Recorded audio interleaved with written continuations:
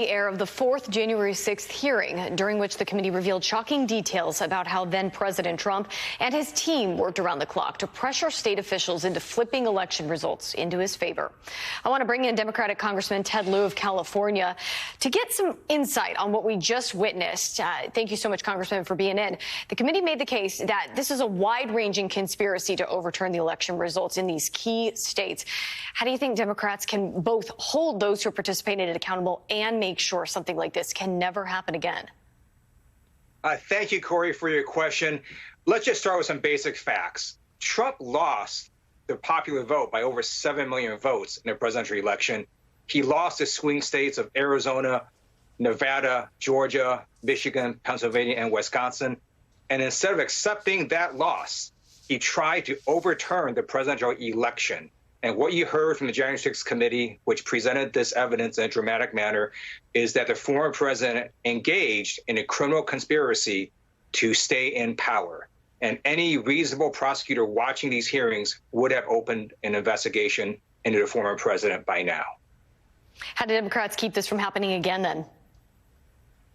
I think it's important that the Department of Justice do everything it can to hold people accountable. I'm pleased that the Department of Justice has, in fact, issued subpoenas to people like Rudy Giuliani and John Eastman, lawyers from the former president, in connection with the fake electoral scheme.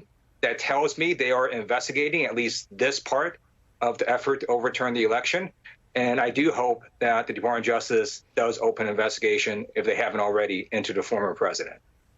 And, Congressman, do you think there's anything Congress can do to protect these election workers? I mean, we just heard about that testimony from Ruby Freeman and her daughter, Shay Moss, them saying that they don't feel safe anywhere, them detailing the shocking ways Trump supporters targeted them. What can be done to protect our election workers?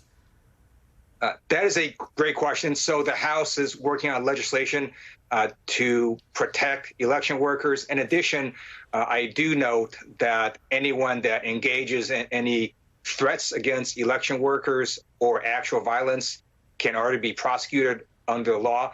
And both the House and Senate are working on reforms to the Electoral College Act to make sure that you can't have any president try to pressure states to basically ignore the election results in their own state for the presidential election.